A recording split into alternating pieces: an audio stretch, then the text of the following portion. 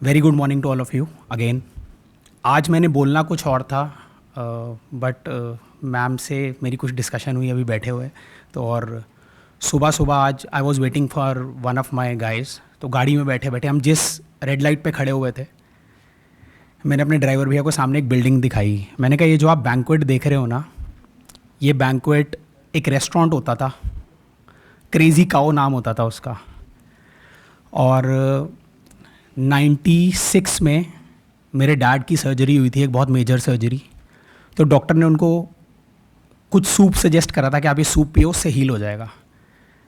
मैं और मेरे भैया वो 20 रुपये का सूप लेने जाते थे वहाँ पे। हम दोनों भाइयों का बहुत दिल होता था कि हम वो सूप पी सकें, बट इंफ्रास्ट्रक्चर और हालात ऐसे नहीं थे कि हम वो 20 रुपये खर्च पाते। आज वही आपके सामने खड़ा हूँ मैं, और 96 इज़ नॉट, बहुत पीछे नहीं गया अभी मैं। आज हम 350 करोड़ रुपए की टर्नओवर करते हैं बाय ग्रेस ऑफ गॉड।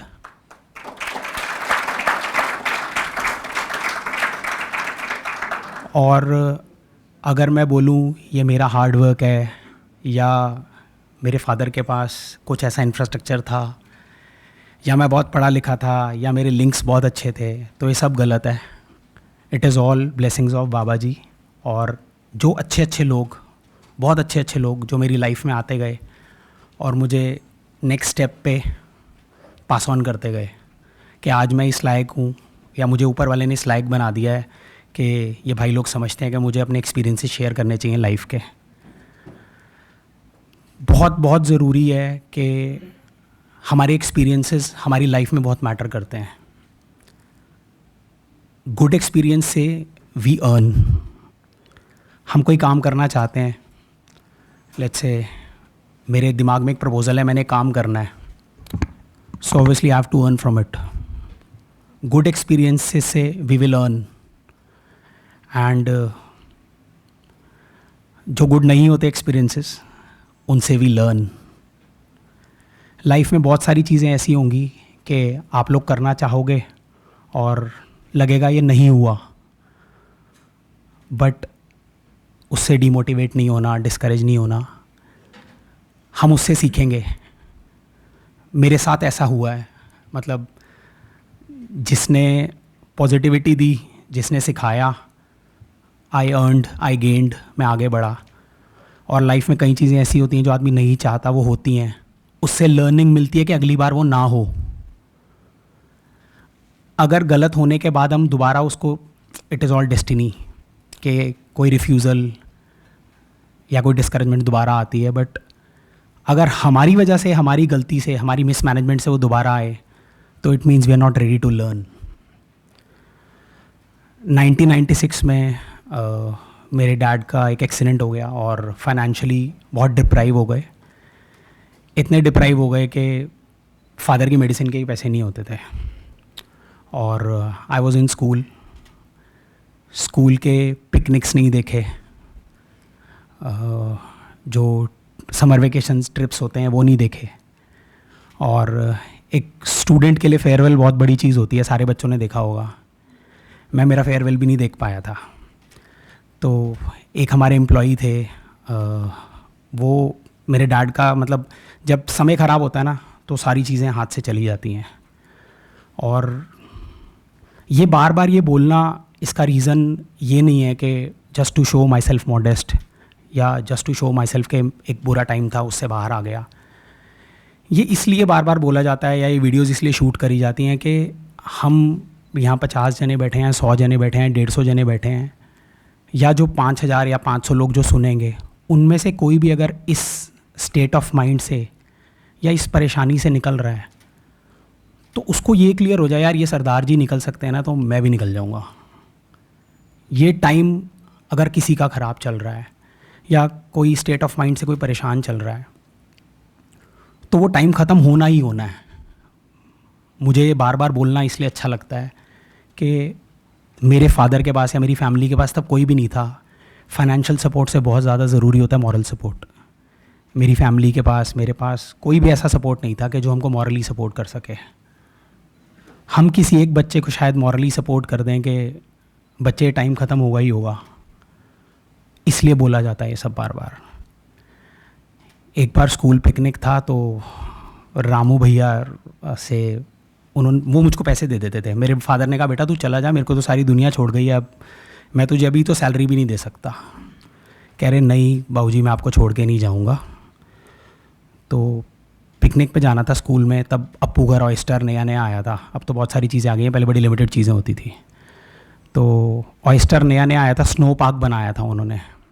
तो 250 रुपीज़ वॉज द, मतलब वो 250 रुपये देने थे। रामू भैया ने 250 रुपये दे दिए कि जाओ बेटा मौज लो। रामू भैया से 250 रुपये लेके मैं स्कूल में, आई वॉज़ वेरी एक्साइटेड। मतलब घर वालों से भी शायद मांग सकता था, बट वो बेचारे अपनी इतनी परेशानियों में थे कि मैं उनसे क्या अपने पिकनिक के लिए पैसे मांगता। तो वो 250 रुपये रामू भैया ने तो दे दिए, बट मैं स्कूल गया तो टीचर ने जो रिक्वायरमेंट्स बताई कि ये इतने बजे आना है, ये लाना है, वो करना है, उसमें ये लिखा हुआ था कि शूज़ पहन के आने हैं, वहाँ पे स्नो पार्क होगा, आपने स्पोर्ट शूज़ पहन के आने हैं। तो वो 250 होने के बावजूद भी मुझे आज याद है मैं उस पिकनिक पे नहीं जा पाया था क्योंकि मेरे पास शूज़ नहीं थे। और आज भी मेरे बहुत सारे फ्रेंड्स सोशल मीडिया से, मेरा बहुत सारा major part of business is from social media. So I been very lively connected on Instagram, YouTube. आज भी वो बच्चे देख रहे होंगे और मतलब दे आर लाइव एग्जाम्पल्स कि ये चीज़ें मैंने नहीं देखी, मैं नहीं होता था। बट किसी को ये नहीं पता लगता था कि मैं पैसे ना होने की वजह से नहीं गया। स्कूल में एक न्यूज़पेपर मिलता था, न्यूज़पेपर एंड एजुकेशन होता था, उसके लिए पैसे देने होते थे, मेरे पास नहीं होते थे। टीचर को मैं एक्सक्यूज़ेस देता रहता था, मैम आज भूल गया, ये हो गया, वो हो गया। फेयरवेल आ गया, फेयरवेल के लिए सारे बच्चे सूट साड़ी सब एकदम प्रिपेयर्ड। मेरे पास इतना इंफ्रास्ट्रक्चर नहीं होता था, बट स्टिल कभी भी बाबा जी ने ये नहीं फील कराया कि मैं बहुत ज़्यादा नीचे चला गया हूँ, मैं इन्फीरियॉरिटी कॉम्प्लेक्स नहीं था।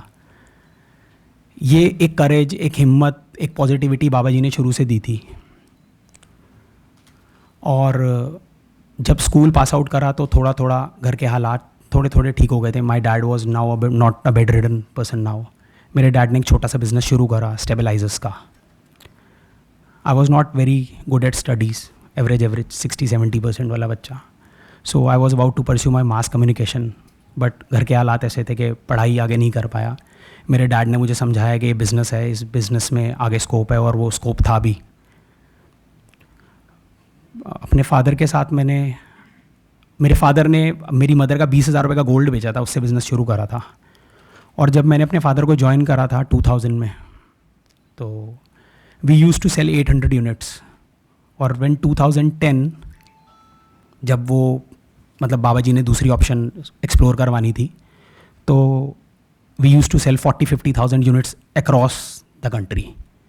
तो वो 800 से 40,000 वाली जर्नी ऐसी थी कि लाइफ में कुछ नहीं देखा, कोई शादी नहीं देखी, कोई रिश्तेदार नहीं देखे, हनीमून नहीं देखा, कुछ नहीं देखा, सिर्फ अपना गोल देखा कि बेटा लाइफ में कुछ करोगे। दुनिया आपको वैल्यूएट जो करती है वो मटेरियल एक्विजिशन से करती है। आपके पास क्या है, आपकी वैल्यू क्या है। ये जो सारे समिट्स हो रहे हैं, सारी चीज़ें हो रही हैं, किस लिए हो रही हैं? To get successful in life, कि आप लोग मोटिवेट हो जाओ, कोई मेरी लाइफ का एक्सपीरियंस आप लोगों का काम आ जाए। किस लिए? पैसे कमाने के लिए। बड़ी सिंपल सी बात है, हम लोग हिंदी में बोलते नहीं हैं। ये सारी गणित पैसे कमाने के लिए हो रही है एक्चुअली। जो हम इतनी मेहनतें कर रहे हैं, जो आपको समझा रहे हैं, सब कुछ कर रहे हैं। बाबा जी ने ब्लेस करा। 2010 में इलेक्ट्रिसिटी प्राइवेटाइज हो गई, तो एकदम से बिज़नेस स्ट्रीम चेंज करनी पड़ी। या वही करवाता है, एक दरवाज़ा बंद करता है 5 खोल देता है। मैं एकदम से ऑटोमोबाइल सेक्टर में आ गया। Basically what I do is we buy and sell all luxury cars. We have a brand by Autobest Imperio. We have showrooms in Delhi. Main ring road पे हमारे 2 outlets हैं। हम Mercedes, Audi, BMW, Lamborghinis, Rolls Royce सारी premium cars बेचते हैं और top notch lobby से deal करते हैं। टॉप नॉच एक्सपोजर है, और इसीलिए शायद यंग इंडियंस को लगता है कि कुछ एक्सपीरियंस सरदार जी का शेयर करवाया जाए। So not wasting much of your time.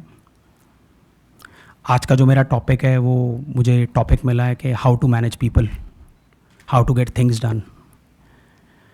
शायद मेरा 20 साल का या 18-25 साल का एक्सपीरियंस है, आप लोग उससे कुछ ले लो और वो आपके काम आ जाए। जो बुक्स में थोड़ा सा मुश्किल लिखा होता है, हम लोग मोनोटनी की वजह से या किताबी ज्ञान की वजह से लेने के लिए तैयार नहीं होते। शायद मेरी बात सुन लें। So when you have to grow, when you have to step ahead, आगे बढ़ना है, लाइफ में कुछ करना है, तो इंडिविजुअल परफॉर्मेंस एक लेवल तक आगे काम करती है. You have to work as a team, you have to work like a team leader. आपको कुछ लोगों को साथ लेके चलना पड़ता है. आज मैं एक बिज़नेस रन कर रहा हूँ, ये बड़ा मुश्किल वर्ड है एंटरप्रेन्योरशिप करके. क्या बोलते हो भैया आप? तो मैं बिज़नेस ही बोलूँगा, मुझे बिज़नेस से ही समझ आता है, मैं लाला आदमी हूँ. तो कोई बिज़नेस रन कर रहा हूँ मैं, मेरे पास 50-60 लोग काम करते हैं, या अभी 75 स्ट्रेंथ है मेरे पास. या आप लोग बहुत पढ़े लिखे बच्चे, आगे जॉब लगेगी, 500 बंदा, 200 बंदा, 300 बंदा आप लीड करोगे. बेसिक मुझे लगता है कुछ सेम होता है जितना मुझे एक्सपोजर है. तो आगे ग्रोथ के लिए ये तो एक चीज़ पक्की है कि मेरी इंडिविजुअल परफॉर्मेंस काम नहीं करने वाली और मुझे लोगों से काम करवाना है. और कुछ आपको अगर मिल जाए तो नथिंग लाइक इट. सबसे बेसिक चीज़ जो शुरू होती है ना, आज सुबह की मीटिंग शुरू हुई या हमारी किसी से इंटरेक्शन शुरू होती है, वो सबसे बेसिक चीज़ शुरू होती है ग्रीटिंग से. मैं आपसे मिला या किसी से भी मिला, या मैं किसी होटल में जाके ऑर्डर भी करता हूँ, मैं अपनी गाड़ी भी कहीं पार्क करता हूँ, कुछ भी करता हूँ ना, एक ग्रीटिंग होनी बहुत ज़रूरी है. मैं MBA इन फाइनेंस हूँ, मैंने IIM से MBA करी हुई है, मैं गाड़ी उतर के पार्क कर रहा हूँ ना गार्ड को, उससे फ़र्क नहीं पड़ता. जिस कंपनी में मैं जॉब कर रहा हूँ और वो कंपनी आप सबको सैलरी दे रही है, मुझे भी दे रही है, उससे उन एम्प्लॉयज़ को ही फ़र्क नहीं पड़ता. कंपनी को शायद पड़ता हो, आपका दिमाग तेज चलता है, आप प्रॉफिट्स ले आते हो. सामने वाले को फ़र्क पड़ता है, उसको क्या रिस्पेक्ट दे रहा हूँ. एक ग्रीटिंग होनी बहुत ज़रूरी है. सुबह उठ के होटल में चाय भी ऑर्डर करते हैं ना, भैया एक चाय भेज दो, मॉर्निंग भैया कैसे हैं आप, एक चाय सर्व कर देंगे प्लीज़ आप, या प्लीज़ भी मत बोलो, मतलब मैनर सिखाने नहीं आया, बट एक ग्रीटिंग विद ग्रैटिट्यूड बहुत ज़रूरी है. मैं अपनी वाइफ के साथ गुरुद्वारे जाता हूँ ना, तो सुबह घर से भी नीचे उतरता हूँ, 3-4 अंकल आंटी खड़े होते हैं, मतलब जैसे घर के बाहर, गाड़ी रोक के उतर के उनको हेलो बोल के जाता हूँ. सबसे सस्ती इन्वेस्टमेंट है बच्चे, मैं प्योर बिजनेसमैन हूँ, दोबारा बता रहा हूँ, सबसे सस्ती इन्वेस्टमेंट है. एक हेलो बोलना है, आंटी आप कैसे हो, और ब्लेसिंग्स मिल रही हैं, उससे लाइफ में पॉजिटिविटी आती है. ये जो स्ट्रेंथ आती है ना, रिस्क और बिज़नेस में इतनी सारी प्रॉब्लम्स, मैंने बताया 10 साल मेरा बिज़नेस चल रहा था, एकदम से बंद हो गया, नया बिज़नेस करना पड़ा. आप लोग स्टार्टअप्स करोगे, ये जो लड़ने की पॉजिटिविटी आती है ना, ये लोगों की ब्लेसिंग्स से आती हैं. आज मैं यहाँ खड़ा हूँ, लोगों ने मुझे ब्लेस करा. सबसे सस्ती इन्वेस्टमेंट है, सबसे सस्ती इन्वेस्टमेंट, ग्रीटिंग विद ग्रैटिट्यूड. गुरुद्वारे जाता हूँ ना, मेरी वाइफ मेरे साथ होती है, तो मैं किसी अंकल आंटी को पाँव हाथ लगाता हूँ और वो मुझे बड़ा प्यार करते हैं. वाइफ कहती है आप जानते हो इनको? मैं कहा नहीं, जानना क्यों है, फ्री में मिल रहा है. लोग इतने इतने साल तपस्याएं करते थे, पाठ पूजा करते थे, फिर ब्लेसिंग्स मिलती थी, हमको फ्री में मिल रही है. क्या लगता है? नमस्ते आंटी, नमस्ते अंकल. यही अपने प्रोफेशनल करियर में हमें आज हम छोटे छोटे बच्चे हैं ना, पढ़ रहे हैं अभी, 3-4 साल हमको, या 2 साल या 3 साल प्रोफेशनल कैरियर में आने में हमको टाइम लगेगा. आज जो हम कर लेंगे ना, वो हमारी बेसिक आदत बन जाएगी. मेरे से जूनियर खड़ा है ना लिफ्ट में, हेलो, वो हेलो इतनी सिग्निफिकेंट है कि वो यार कंपनी का नया CEO है, मुझे हेलो बोल रहा है. मेरा HR मैनेजर है, वो मुझसे परेशान है, वो मुझे कहता है भैया आप नीचे से आते हो ना, आप सारे बच्चों को वो बुलाते हो, मस्ती करते आते हो, मजाक करते आते हो, मैं उनको डांटता हूँ तो मुझे कहते हैं भैया से बोल देंगे. मैं कहा अच्छी बात है ना.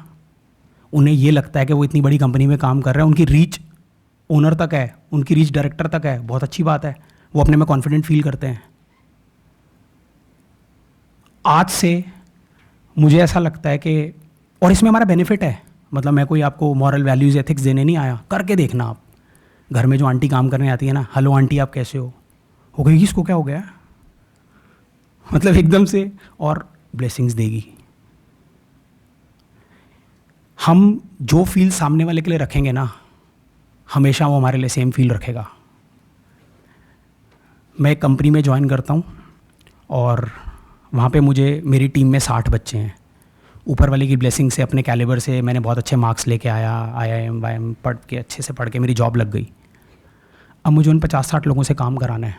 मेरे को ये ईगो है कि मैं बॉस हूँ, मैं क्यों बुलाऊँ, ये बुलाएगा ना मुझे मॉर्निंग। कोई नहीं भी बुला रहा ना, हम बड़े कंसिडर होंगे अगर हम उसको जाके बुलाएंगे, जूनियर को भी। इजी क्या होगा, हमको उससे काम कराना। जब वो हमारा ही हो जाएगा तो वो हमारे लिए भी काम करेगा और हमारी कंपनी के लिए भी काम करेगा। बहुत ज़रूरी है किसी को मैनेज करना है, किसी को गवर्न करना है, किसी से अपना काम करवाना ना, उसको प्यार से अपना बना लो। अब तो रिक्रूट नहीं कर पाता मैं, पहले रिक्रूटमेंट में खुद करता था अपनी कंपनी में। तो मैं 2 चीज़ें पूछता था, सिर्फ 2 चीज़ें, कि पहले कहाँ पे कर रहे हो, मुझे उसका लेवल पता लग जाता था कि वो उसको किस लेवल का एक्सपोजर है, और कितने टाइम से कर रहे हो। वो कहता था ना, मैं 12 साल से कर रहा हूँ या 8 साल से कर रहा हूँ, कल से आ जा। मेरा जो मैनेजर है, जो सो कॉल्ड आज मेरा CFO है, कंपनी बड़ी हो गई है ना, तो एम्प्लॉय को CFO बोलना शुरू कर देते हैं। तो अब वो मुझे कह रहा भैया ड्राइवर ऐसे गाड़ी चलवा के तो देख लो। मैं कहा भाई वो 12 साल से मोची नहीं है, वो ड्राइवर ही है, गाड़ी चलानी होती होगी तभी किसी के घर काम कर रहा है, और हमसे बड़ा आदमी है जिसके वहाँ वो काम कर रहा है। उसकी कंसिस्टेंसी देख, 12 साल में धूप भी आई होगी, उसको गुस्सा भी आया होगा, उसके मालिक को भी गुस्सा आया होगा, उसने गाँव भी जाना होगा। 12 साल से जॉब कर रहा है यार, इसको अंदर कर। बहुत ज़रूरी है कि हम अपनी वैल्यू से सामने वाले को वैल्यूएट कर सकें।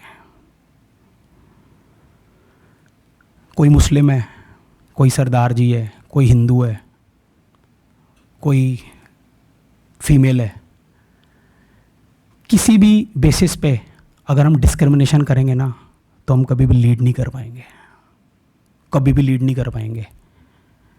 मैं मेल हूँ, मेरा इंक्लिनेशन होगा फीमेल्स की तरफ के यार इस बच्ची को अपॉर्चुनिटी दी जाए, या मैं सरदार जी हूँ तो मेरा मन होगा यार इसको सरदार जी को अपॉर्चुनिटी दी जाए। एज अ लीडर अगर हमने लीड करना है, अगर हमको किसी से काम करवाना है, तो डिस्क्रिमिनेशन होगी तो हम कभी काम नहीं करवा पाएंगे अपना।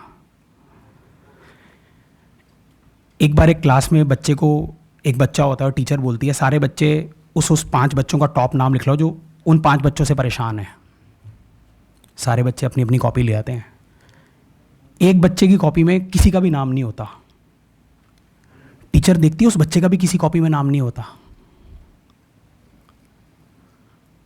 टीचर उससे पूछती है बेटा आपको किसी से परेशानी नहीं है? कह रहा मैम मैं अपना काम करने आता हूँ, पढ़ने आता हूँ, मुझे क्या परेशानी है, मुझे कोई परेशानी नहीं। फिर टीचर क्लास में पूछती है इस बच्चे से भी किसी को परेशानी नहीं है? वो कहता है नहीं। तो टीचर एक एग्जाम्पल सेट कर देती है कि जो मैं आपके लिए सोचूंगा ना, मैं सोचूंगा यार ये लड़की है परफॉर्म कर ही नहीं पाएगी, इसका दिमाग कोई हमारे जैसा थोड़ा ना चलेगा। वो भी मेरे लिए वही सोचेगी कि इनको समझ नहीं आएगी सरदार जी को। मैं सोचूंगा ये बच्चा नया नया बच्चा है, ये कमिटेड नहीं है, ये काम टाइम से काम पे नहीं पहुँचेगा, वो फिर वही रेसिप्रोकेट करेगा। जैसे ही हम किसी के लिए फील रखेंगे ना, सेम रेसिप्रोकेट होगा। इसलिए हमने हर बंदे के लिए, मतलब मेरा पर्सनल एक्सपीरियंस ये है, मैं हर बंदे के लिए पॉजिटिव सोचता हूँ कि अगर एक टीम में 11 प्लेयर हैं तो सबको बैटिंग नहीं आती, सबको बॉलिंग नहीं आती, और सारे इक्वली परफॉर्म नहीं कर पाते, बट हमने सबको साथ रख के चलना है। एक और बड़ी बात है जो आप लोगों को आगे जाके बहुत बड़ा चैलेंज आने वाला है। मैं अपनी टीम को टाइम पे आने से कैसे बोलूँगा? मैं खुद आता हूँ 11:30 बजे। मैं अपनी टीम को मना करूँगा यार आप जॉब के बीच में ना सोशल मीडिया मत यूज़ करो, मैं खुद बार बार पर्सनल कॉल्स लेने बाहर जाता हूँ। जिस चीज़ के लिए मैं प्रिपेयर्ड नहीं होऊंगा ना, मैं कभी सामने वाले को मना नहीं कर पाऊँगा। मैं कर भी दूँगा, हम लोग करते हैं, वो बात उसको असर नहीं करेगी, क्योंकि जो बंदा उसको गवर्न कर रहा है, जो बंदा उसको डायरेक्ट कर रहा है, वो खुद ही उस चीज़ के लिए प्रिपेयर्ड नहीं है। सबसे बड़ा थंब रूल है ना जो किसी से काम करवाने का, जो कि मतलब जिसके बिना कि आप किसी से काम नहीं करा सकते, बेशक वो आपका एम्प्लॉई है, बेशक वो एक कंपनी का एम्प्लॉई है जिस कंपनी में आप CEO या किसी बहुत बड़ी डेजिग्नेशन पे हो। वो सबसे बड़ा रूल ये है कि you have to work like a team member, not like a boss. मेरी टीम मेरे साथ आज 3-4 बच्चे आए हैं, सुबह 6 बजे के उठ के आए हुए हैं, मैं बहुत दूर से आया हूँ। ये उनकी जॉब प्रोफाइल नहीं है। उनकी जॉब प्रोफाइल है 8 घंटे ऑटो बेस्ट में काम करना, और किसी को कोई इस चीज़ के लिए एक्स्ट्रा पेमेंट नहीं मिलती। वो अपने दिल से खड़े होते हैं कि यार आज भैया की स्पीच है। वो भैया से ज़्यादा खुश होते हैं कि यार आज भैया की स्पीच है, हमने जाना है, करना है। क्यों? क्योंकि वो दिल से मेरे हैं, उनका दिल जीत रखा है। मैं उनके लिए स्टैंड करता हूँ, वो मेरे लिए स्टैंड करते हैं। मतलब ये बड़ी बेसिक बातें हैं जो चाहिए ही चाहिए। अगर आप बहुत अच्छे CEO और आपकी टीम परफॉर्म नहीं कर रही तो आपकी IIM अहमदाबाद का कोई फ़ायदा नहीं। मुझे IIM अहमदाबाद से कोई प्रॉब्लम नहीं है यार, मुझे नाम ही 1-2 आते हैं, इसलिए मैं बार बार वो बोलता हूँ। आप अगर काम नहीं करा पा रहे एज अ बिजनेस एंटरप्रेन्योर, अगर आपका धंधा नहीं चल रहा, आपकी टीम नहीं परफॉर्म कर रही, अकेला आदमी क्या करेगा? अपने टीम मेंबर्स को, अपने जूनियर्स को, अपने एम्प्लॉयज़ को, हर बंदे को अगर हम टीम मेंबर समझेंगे तो 11 on 10 हो जाएगा काम। कोई भी बच्चा हमारे पास नया नया आता है तो उसको 5 मिनट बाद ज़रूर करते हैं कि सोचें वो कहाँ खड़ा है। सबसे पहले क्वेश्चन में पूछता हूँ, बेटा क्या एम है तेरा लाइफ में? जो बहुत नए बच्चे होते हैं वो तो घबरा ही जाते हैं कि क्यों पूछ रहे हैं। फिर एक बात मैं बोलता हूँ वो जितने मर्जी क्वेश्चंस के बाद, कि बेटा मेरे को ना एम्प्लॉय नहीं चाहिए, ये ब्रांड मेरा नहीं है, ये ब्रांड बाबा जी का है। मतलब मैं थोड़ा बाबा जी ज़्यादा करता हूँ क्योंकि I am being blessed like that, I am being brought up like that. इस ब्रांड के लिए मैं भी काम कर रहा हूँ, इस ब्रांड के लिए आप भी काम कर रहे हो। ये ब्रांड राइज़ करेगा तो हम सब राइज़ करेंगे। मेरी पगार थोड़ी ज़्यादा है, आपकी पगार थोड़ी मेरे कंपैरेटिवली कम है, बट ये बताता ज़रूर हूँ कि हम लोग सब इस ब्रांड के लिए काम कर रहे हैं, आप लोग मेरे लिए काम नहीं कर रहे। और आप लोग कभी मेरा डिसीजन कोई गलत होगा या मैं गलत तरफ चल रहा हूँगा या मेरी कोई भी टीम गलत परफॉर्म कर रही होगी, और आप लोग अगर बोलोगे तो उसको करेक्ट करा जाएगा ब्रांड के फेवर में, ना कि मेरे पर्सनल ओपिनियन से और ना ही किसी के पर्सनल ओपिनियन से। मुझे आज भी याद है कि हमारी फैक्ट्री होती थी और मेरे फादर देखते थे प्रोडक्शन और मेरे भैया देखते थे परचेज़ और मैं देखता था सेल। तो हमारा सीजनल बिज़नेस होता था। लेट्स से 6 मंथ्स में बहुत ज़्यादा गर्मी होती थी तो इलेक्ट्रिसिटी स्टेबलाइजर्स की ज़्यादा ज़रूरत होती थी कि एयर कंडीशंस 6 महीने गर्मियों में ज़्यादा चलते थे। तो कई बच्चों के पापा की फैक्ट्री शायद होंगी, नाइट में काम होता था, उसको कहते थे नाइट लगाना। तो बड़ा एक्साइटेड होता था मैं, आज रात को नाइट लगेगी, पूरी रात काम होगा, मज़ा आएगा। तो सुबह जो बिलिंग होनी होती थी मैं पापा को कहता था मैं ऑफिस में बैठ के बिलिंग कर रहा हूँ, लड़के काम कर रहे हैं। मेरे पापा मुझे सिखाते थे, कह रहे थे तू ऑफिस में AC में बैठेगा और बिलिंग करेगा ना, और लड़के गर्मी में मरेंगे, बेशक तू उनको उनका रात का मॉनेटरी बेनिफिट दे रहा है, बट वो परफॉर्म नहीं करेंगे दिल से जो तू उनके साथ बैठेगा अंदर वर्कशॉप में। तो बहुत लिमिटेड सोर्सेज होते थे, पहले ही बताया है। तो मैं, मेरे फादर और मेरे ब्रदर, हम तीनों क्या करते थे, फैक्ट्री में एक चीज़ जो टेक्निकल नहीं होती थी वो होती थी पैकिंग, बॉक्स पैकिंग।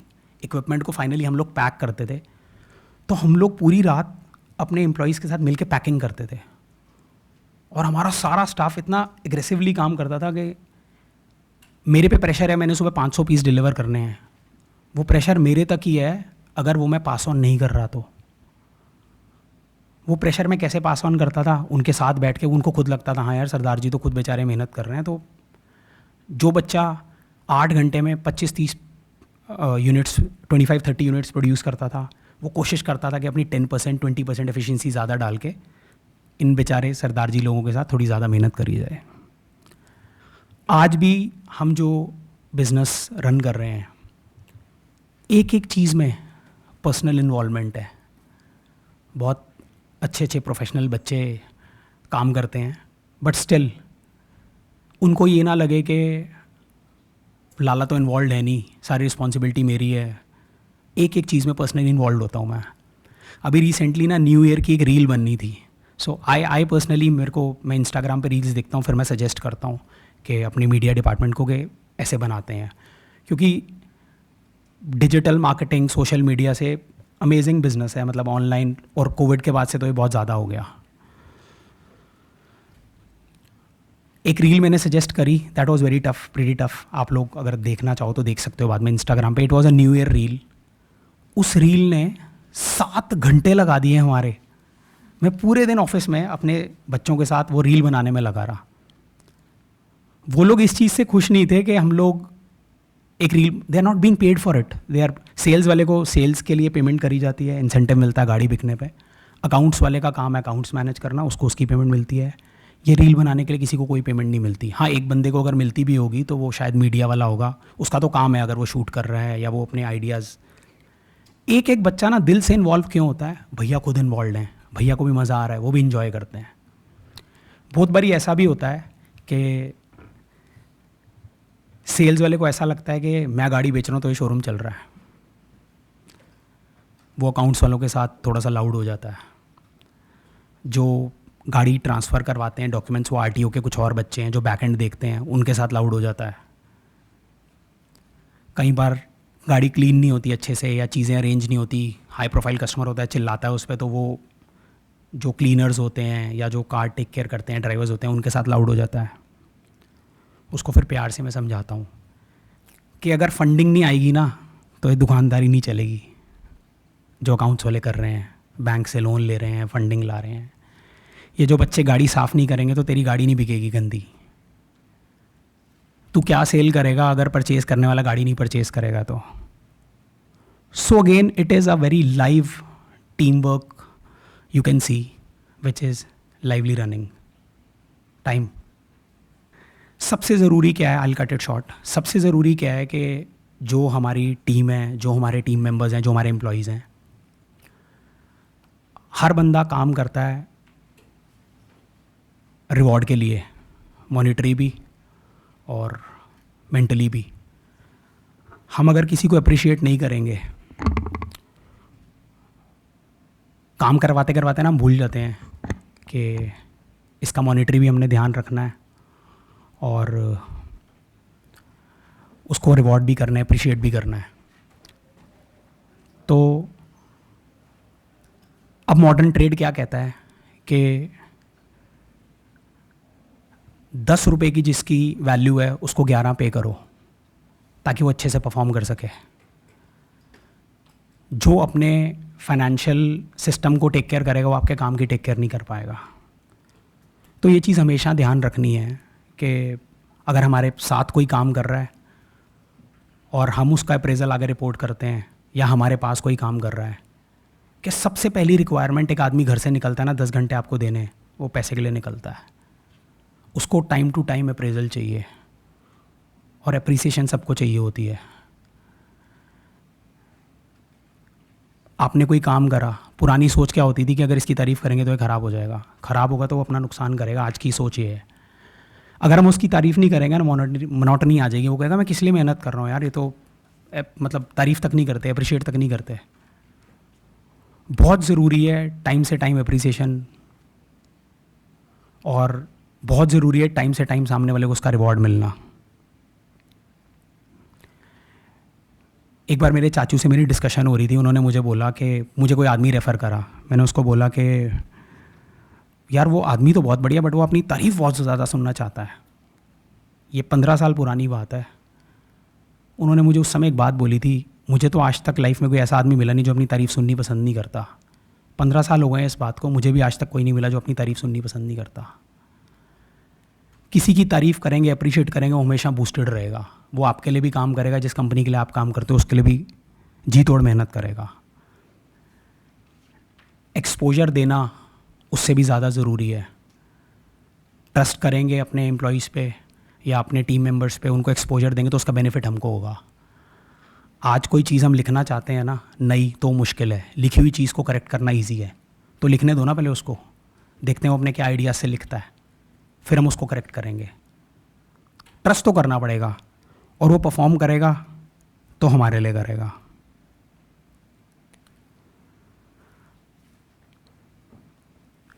कभी भी काम के लोड से परेशान होके जब भी हम ये सोचेंगे ना, हम किसी से लेट्स से 50 एम्प्लॉयज़ हैं, मैं 5 से परफॉर्म नहीं करवा पा रहा, मैं सोचूंगा मैं इसको फायर कर देता हूँ या मैं इसकी रिपोर्ट देता हूँ कि ये आगे परफॉर्म नहीं करेगा। Firing is not a solution. क्या गारंटी है जो नया आएगा वो परफॉर्म करेगा? ये बहुत ज़रूरी है। मैं आज से 7-8 साल पहले, 10 साल पहले मैं भी यही करता था। आई वॉज नॉट मेच्योर इनफ कि भैया रूम में आओ, ये लो अपना 1 महीने का नोटिस पीरियड, सैलरी लोकल से मत आना। बहुत ज़रूरी है कि जो अभी बंदा काम कर रहा है, जिस पे हम इन्वेस्ट कर चुके हैं, आइडियाज़, थॉट्स, उसको काम करना सिखा दिया, वो फायर कर देंगे तो फिर एक बंदे को नए सिरे से नया सिखाना पड़ेगा। फिर दोबारा हमारी मैन पावर, दोबारा हमारी इनपुट लगेगी। बट ये सारे ग्रोथ समिट्स करे हुए, ये सारे सेमिनार्स करे हुए और बहुत सारे सेमिनार्स अभी आप लोग अटेंड करोगे, बेटा ये तभी सक्सेसफुल हैं कि अगर हम लोग आज से अपने में कोई चेंज लाना कोशिश करें। हमारे ना 2 दोस्त हैं, एरोगेंस और इग्नोरेंस। ये बहुत बुरे दोस्त हैं। इनसे आज से दोस्ती अगर हम कम कर देंगे ना, तो जो हमने 2 साल बाद या 3 साल बाद या 1 साल बाद अपने प्रोफेशनल करियर को पकड़ना है, बड़ी इजी हो जाएगी चीज़ें हमारे लिए। ऑनर और रिस्पेक्ट हमेशा देने वाली चीज़ है। अगर कुछ लेने का मन करे ना बेटा, तो रिस्पॉन्सिबिलिटी लेके देखना। एज अ ओनर भी बता रहा हूँ और एज अ वर्कर भी बता रहा हूँ, रिस्पेक्ट बहुत मिलेगी। हम कोई काम लेंगे, रिस्पॉन्सिबिलिटी लेंगे, तो अपने आप ऑनर और रिस्पेक्ट मिलेगा। Thanks a lot to Young India and all these growth summits. और आज छुट्टी वाले दिन आप सारे बच्चे बैठे हो, बहुत बड़ी बात है। तो थैंक्स अ लॉट एवरीबॉडी। और थोड़ा थोड़ा अगर कोशिश हो तो थैंक्स अ लॉट।